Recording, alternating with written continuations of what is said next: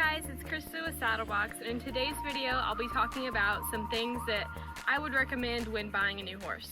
So let's say you're looking for a new horse and you're scrolling through and you come across an ad and the horse is perfect, you love it and you want to know what the next step is. So you would contact the owner and probably set up to go out and see the horse in person.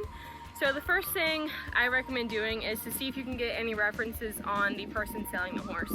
If you can, that's really great, because then that may give you an idea of what you're kind of getting yourself into as far as purchasing a horse from them. But if not, it's not necessarily like a huge red flag. You know, not a lot of people will have references if they're not like a big trainer or if they're not well known in their area. So if they can't give you any references, that's not necessarily a bad thing.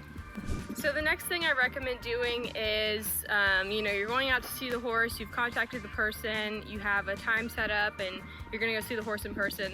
The next thing I would say to do is to make sure that when you go and see and try the horse, that the person selling the horse can vouch for every single thing they've said about the horse. Meaning, if they say this horse is kid safe, you know, fancy broke, all this stuff, make sure that they can prove that to you in person, opposed to you, you know, putting your kid on the horse and just taking their word for it. So if, you know, like someone says the horse's kid broke, make sure they have a kid there and that their kid can ride the horse well, and that way you're not putting your kid on a horse that you're not entirely sure about. You know, if you're buying a horse that maybe does barrel racing, always have them ride the horse first so that you can see that, you know, that the horse is actually what the person said it was before you ever put yourself or, you know, your kid in harm's way. So another thing I recommend is to bring someone along who is either a trainer or someone you really trust in the horse industry to kind of help you with your opinions and decision on whether or not you should purchase this horse. A lot of times we get caught up in, you know, if we find what we think is the perfect horse because it's this color or it's this breed or something like that, we may get caught up in buying them when there's an obvious reason we shouldn't buy them.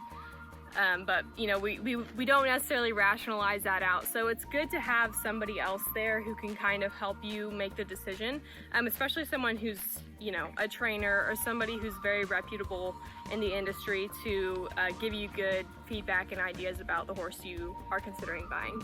My next recommendation would be to look for signs of sedation or drugging in the horse that you are trying.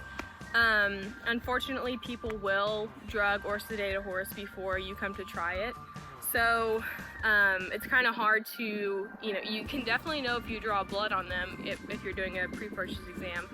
But some physical signs you can look for if a horse is drugged while you're trying them is they would be profusely sweating. You know, even if they're not doing a whole lot of work, they will be sweating and sweating and sweating a lot.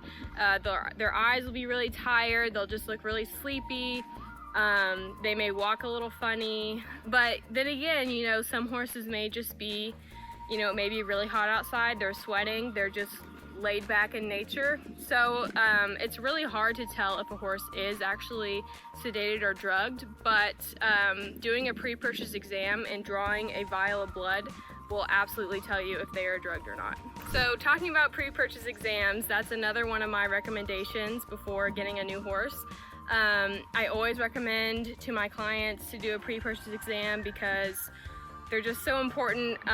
You can, you know, the vet comes out, they do a lameness exam, they can, you know, look over everything on the horse, do x-rays, whatever you need to make sure this horse is sound and ready to do what you would like for it to do. You can also have them draw a vial of blood in case you would like to run that blood to see if they have drugs in their system.